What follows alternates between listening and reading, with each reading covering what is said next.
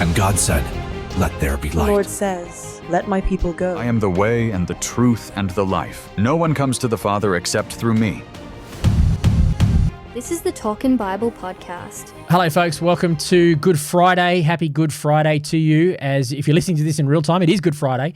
And Phil and I have just been preparing off air. This is the Talkin Bible podcast with Rohan and Phil and Phil Wearden. Hi.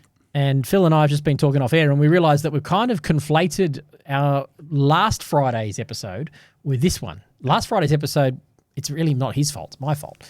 The Bible reading plan, I've got last Friday's was Jesus before the council. However, the Bible passages I included also include Jesus before Herod and Jesus before Pontius Pilate.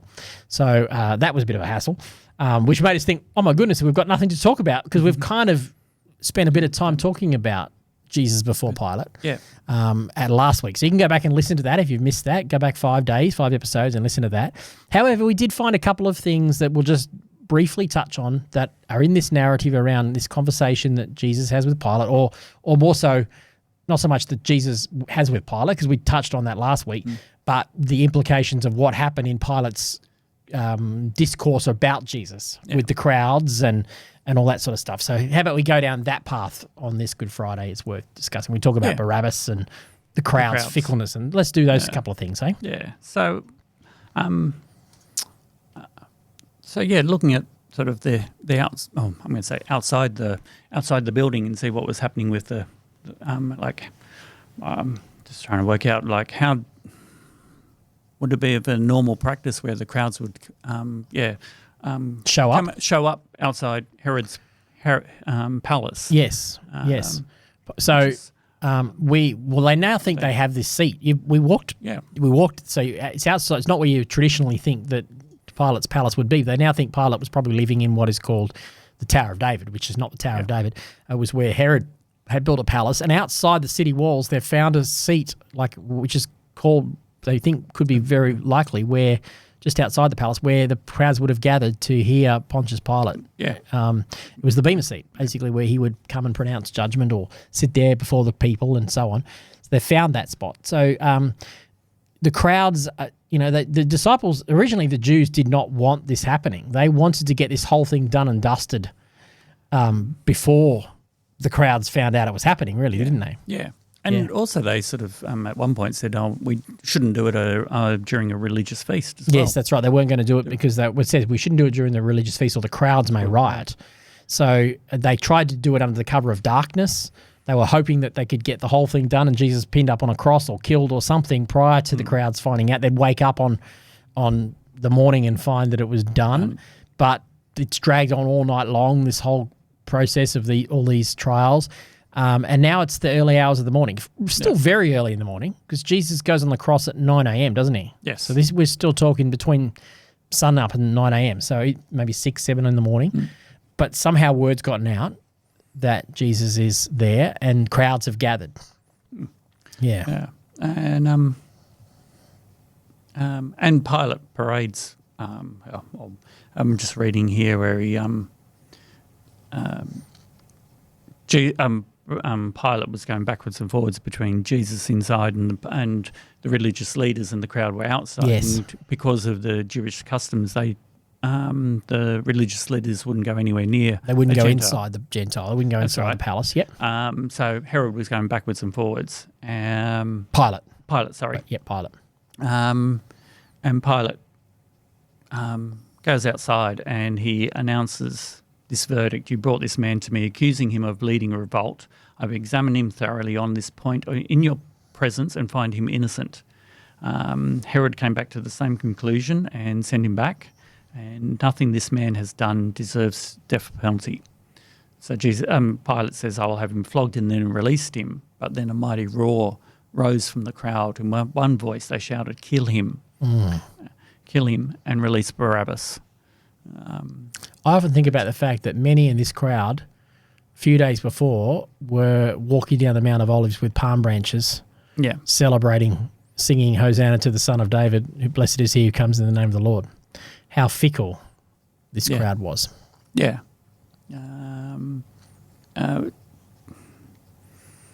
And then a reflection on us is like, could we turn so quickly? Yeah, that's right. When we don't get our expectations, when Jesus doesn't do what we think we want him to do for us, will we turn? Now, we might not turn to the point of saying, crucify him, but we can turn to the point of becoming disillusioned with him or say this is all too hard or this church thing, it's not worth persevering with. It's all too complicated. It's not worth it. And I've seen, sadly, hundreds of people over the years who've given up when all it would have needed was just a better understanding of, hey, Jesus was on a different mission to what you thought he was on. Yeah. And if you will not judge him by whether or not he meets your needs that you think are most important, but trust that he has a better agenda. And almost what he has here, he has an agenda to save humanity from sin, not save Israel from Romans. Yeah. Yeah. Yeah.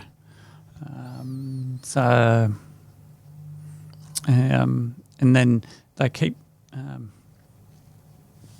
the crowd continued to shout, crucify him, release Barabbas, who was this murderer who was in jail because it was the time, it was like Pilate trying to appease the Jews by saying, look at me, I'm so kind, I'll release one of your it was fellow this members. custom that they would release one on the day of Passover as some kind of goodwill gesture. Yeah, look at me.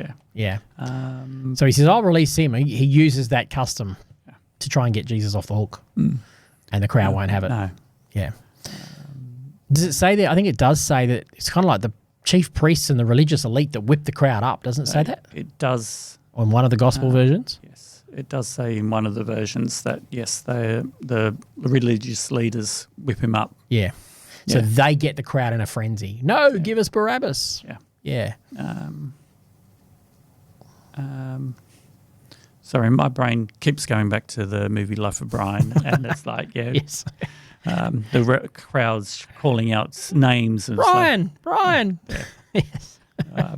So if you want to laugh and not be Good Friday. It's Good Friday. Watch the Life of Brian. Maybe try The Chosen, folks. It depends what sort of mood you're in. Yes. He's not the Messiah. He's just a really naughty boy. Yeah. Just don't become too religious. Yes. Yeah.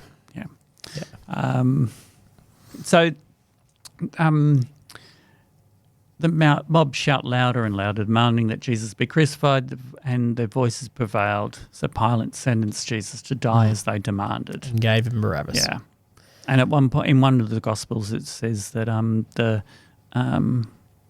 the crowds sort of say, well, Pilate says, I don't take responsibility, and the crowd say, no, we take on responsibility. Yes, let his blood be on us and our children. Wow.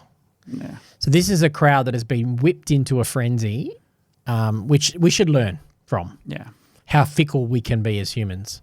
We can follow the crowd without doing our research, without thinking things through, without using critical thinking. We can get whipped up by emotion. And emotion's not all bad, but we can't rely on it alone.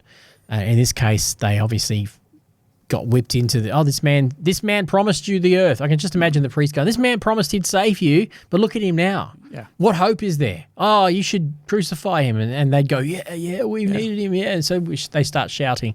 So I could see that would be a normal response. I mean, it's human behavior. History's shown it time and time again. I mean, look at some of those footage of Adolf Hitler and how the crowds just were whipped into a frenzy by the charisma and the charm of the man and the convincing attitude, even across 70 years, 80 years of old black and white video. You can still see that and sense that. So that is a human problem that we should be aware of.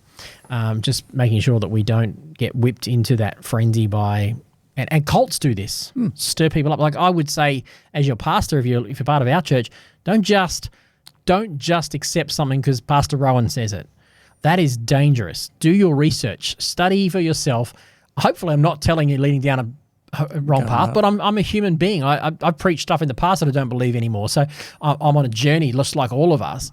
But lean in and want to learn. Listen to this podcast and want to learn, but don't just go, Pastor Rohan said it must be true. You'll grow more if you actually avoid being whipped into a frenzy and actually grow yourself. That's what I want as your pastor. That's what I want you to do. I want you to learn and grow for yourself. The whole purpose of this podcast is to help you get tools and listen and go, oh, that's how it works, and then think for yourself about these things. One other thought, and we'll close because it's Good Friday and getting late for us recording. Barabbas. So this man, it says he was a murderer. He was an insurrectionist. So he had obviously been some kind of zealot and had probably terrorist, basically. Yep. Had probably, tried to, break into a Roman camp or something, do something, kill a Roman soldier or do something significant as that would be regarded as a terrorist act. And he had been released. But what I like about this story is his name, Barabbas or Barabbas. What does Barabbas mean? Don't know. What does Bar mean? Son. Son. What does Abba? Father. Father. So this man, his name is Son of the Father. Okay. I find that quite significant, that this is a man, the son of the Father, who missed his cross, and another son of the Father took his place on the cross. You, me, we're sons and daughters of the Father who missed our cross and had another son of the Father take our place on the cross. Wow. I don't think that's light to consider. We all deserve a cross, and another son of the Father stepped in for us. Yeah.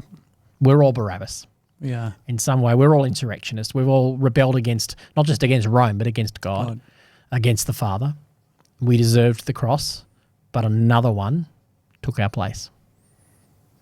And on that note, On Good Friday. on Good Friday. That's that was ordained to be on Good Friday. That was. word. Yeah. Awesome. Yeah.